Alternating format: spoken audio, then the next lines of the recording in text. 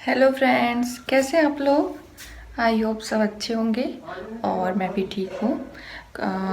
आज मैं आप लोगों को बताऊंगी अपने ऑपरेशन का एक्सपीरियंस। तो 3-4 टॉपिक्स हैं।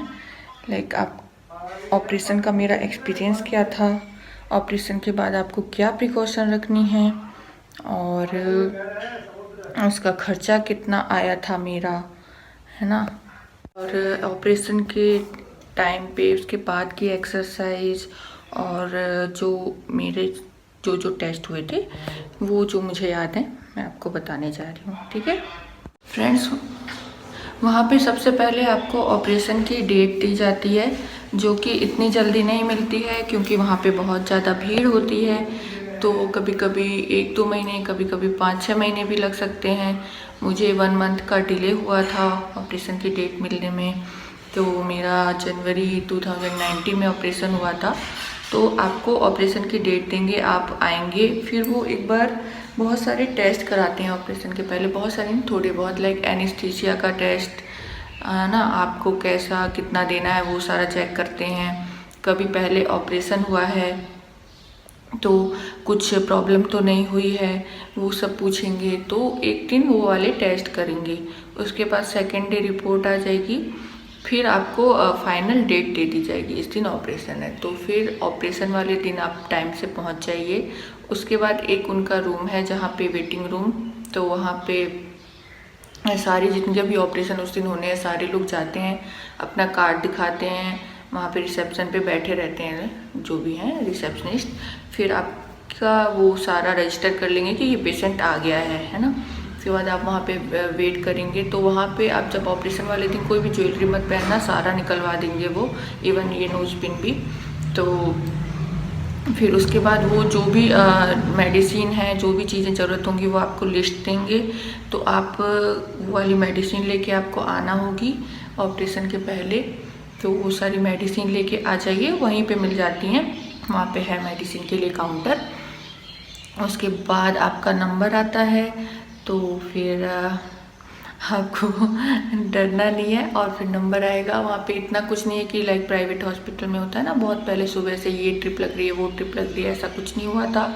जस्ट नंबर आया, गए अंदर, और फिर वो आपको गाउन पहना देंगे उनकी, जो भी ग्रीन कलर की होती है जैसी भी है। और फिर आपको उस बेड पे लेट जाना है, और चारों तरफ से डॉक्टर्स और जो भी हैं रहेंगे, नर्स वगैरह।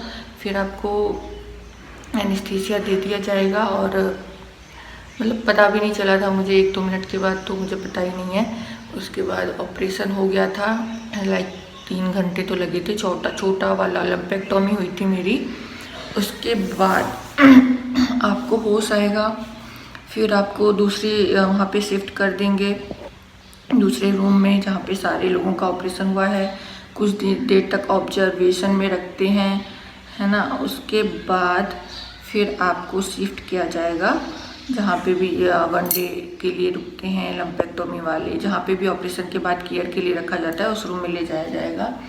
और मुझे थोड़ा ऑपरेशन के बाद थोड़ा सा वॉमिटिंग सा लगा था, क्योंकि एनेस्थीसिया देते हैं तो आपको वो पहले ही पूछ लीजिएगा। खाना तो शायद नहीं खाना होता है, खाली पेट जाना होता है, क्योंकि वो वॉमिटिंग आती है, तो वो चीज़ है। और उसके बाद फिर वहाँ का केयर में जो है, तो आपके साथ एक अटेंडर, वो भी लेडीज़ रह सकती है, और उसके लिए कोई अलग से फैसिलिटी नहीं है। आप बगल में नीचे रह लीजिए, नीचे बिछा लीजिए, जो भी है।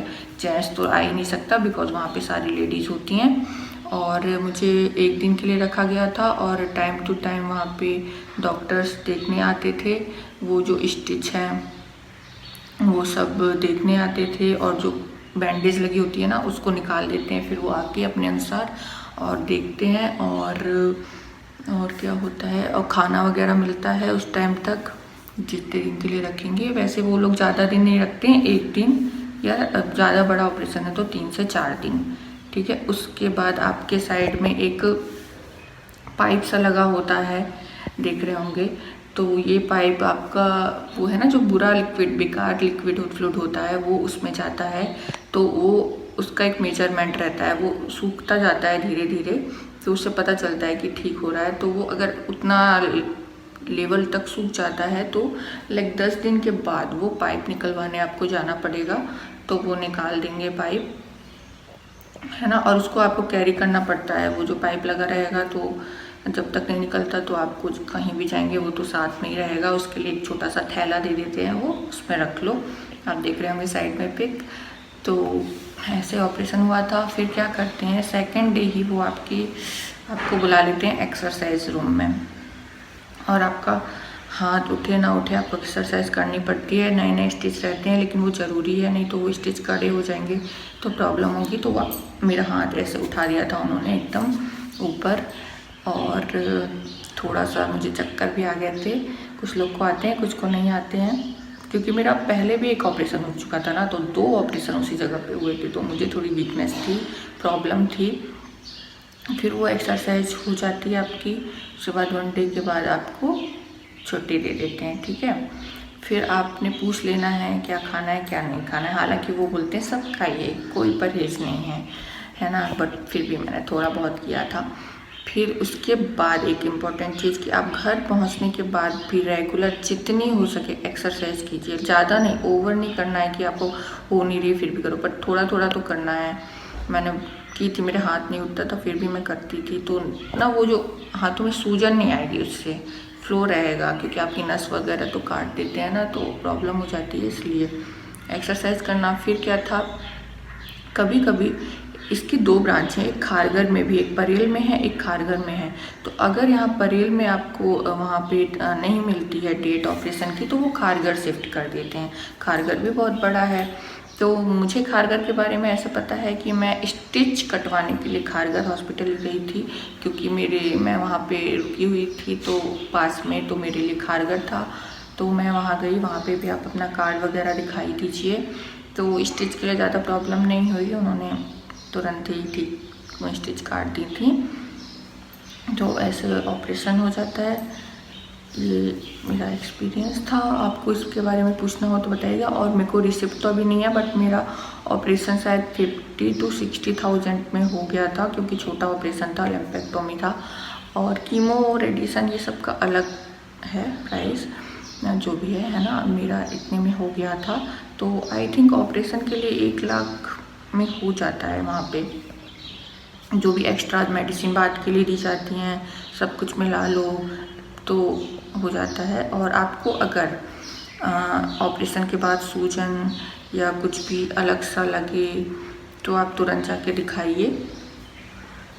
और बाकी ज़्यादा तो कुछ प्रॉब्लम नहीं होती है। उसके बाद मेरा रेडिएशन हुआ था, जो जयपुर से हुआ था, उसकी वीडियो मैंने दिए हुए हैं। और फ्रेंड्स, मैंने एक एक्सरसाइज स्टार्टिंग में बताई थी सबसे शुरू में, जिसमें हल्के हल्के हाथों का मूवमेंट है, वो एक्सरसाइज आप करिए, ठीक है। और जैसे मेरा लम्पेक्टोमी छोटा ऑपरेशन हुआ, किसी का मास्टेक्टोमी होता है जिसमें ब्रेस्ट निकाल दी जाती है, तो उन लोगों को एक ब्रा के टाइप्स आते हैं, 2-3 टाइप की, जिसमें कि ब्रेस्ट निकालने से इनबैलेंस ना हो बॉडी, तो वो पहनने के लिए दी जाती है। तो आपको अगर वो ब्रा दी जाती है या आप लेते हैं तो आप रेगुलरली पहनिए। अगर आप नहीं पहनेंगे तो इम्बैलेंस होने से जो रीढ़ की हड्डी है वो टेढ़ी हो सकती है या कुछ भी प्रॉब्लम हो सकती है, तो प्लीज़ उसको ज़रूर पहनिएगा। वो एक चीज़ सबको बताई जाती है वहाँ पे। सिलिकॉन की ब्रेस्ट भी मिलती हैं, तो उस टाइप से भी ब्रा आती है, तो वो भी आप ले सकते हैं। और जो मैंने एक्सरसाइज हल्की हल्की बताई हाथों की करिए, वरना वो सूजन आ जाती है ना। तो मैंने बहुत लोगों को इसके लिए परेशान होते देखता है। और ज़्यादा ही सूजन आ रही हो तो डॉक्टर के पास जाएं, ठीक है। Thank you friends.